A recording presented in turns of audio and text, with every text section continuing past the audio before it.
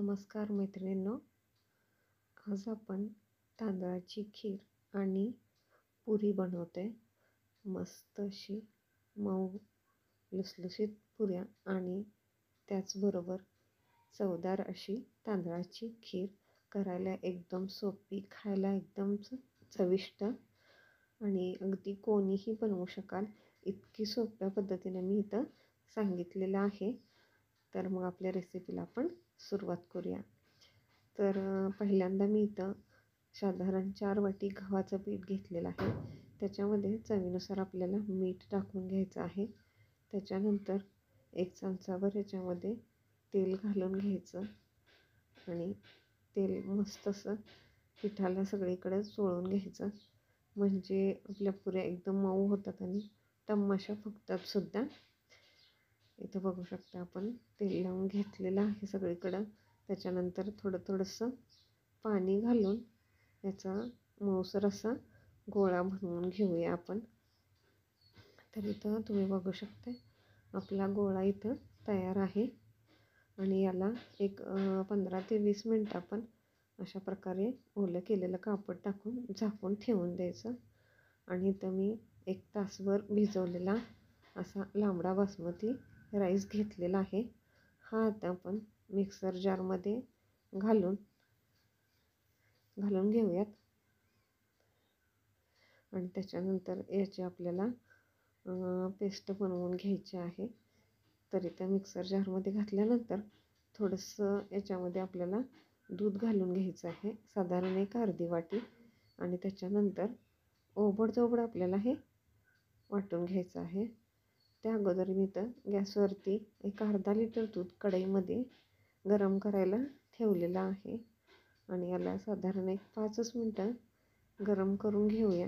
आणि त्याच्यानंतर आपण जो वाटलेला तांदूळ आहे तो या दुधामध्ये आपल्याला घालून घ्यायचा आणि 10 मिनटं मस्त असं शिजवून घ्यायचं आहे.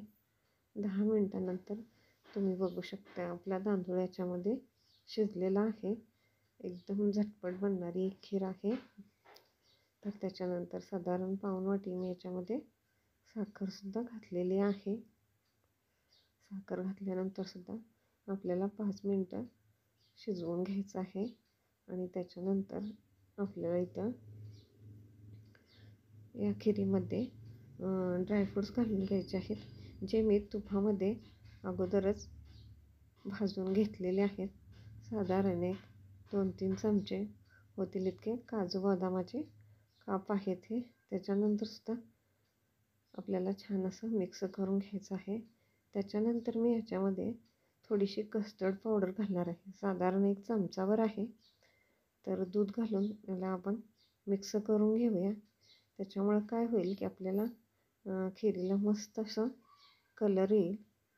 तर खीर अजून आपली गॅसवरच असताना याच्यामध्ये मी कस्टर्ड पावडर दुधामध्ये मिक्स करून घातलेली आहे. तुमच्याकडे जर कंडेन्स मिल्क वगैरे असेल तर ते सुद्धा तुम्ही घालू शकताय. आणि इथं बघू शकताय मस्त असं कलरसुद्धा आपल्या खिरीला आलेला आहे आणि एकदम क्रीमी दिसते खीर आपल्याला. त्याच्यानंतर वेलची पावडर घालून घेऊया आणि आता आपण आपली ही खीर तयार झालेली आहे. आता आपण पुरी तळायला घेऊया. तर इथं साधारण 15-20 मिनटं पीठसुद्धा छान असं मुरलं आहे, त्याच्यामुळे मऊसुद्धा गोळा तयार झालेला आहे. आणि याच्यामध्ये एक छोटासा आपण गोळा काढून घेऊया आणि पुरी बनवायला घेऊया. तर साधारण 1 लिंबाच्या आकाराचे आपण हे गोळे बनवून घेऊयात. इथं पोळपाटाला थोडंसं तेल लावून घेतलेलं आहे आणि आता पुरी बनवायला घेऊया. मस्त अशी गोल पुरी आपल्याला बघा इथं मी बनवून घेतलेली आहे. तेलसुद्धा छान असं गरम करून घेतलेलं आहे आणि आता पुरी टाकलेली आहे. तर याला हलकंसं अशा प्रकारे प्रेस करून घ्या आणि इथं तुम्ही बघू शकता मस्त अशी टम्म अशी आपली पुरी फुगलेली आहे, म्हणजेच आपलं मोहन वगैरे एकदम परफेक्ट झालेलं आहे. आणि अशा प्रकारे लालसर रंगावर आपल्याला बाकीच्या सुद्धा पुऱ्या तळून घ्यायच्या आहेत. आणि इथं आता आपण सर्व करण्यासाठी आपली खीर आणि पुरी रेडी आहे. मग रेसिपी आवडल्यास लाईक, शेअर आणि सबस्क्राईब करायला विसरू नका.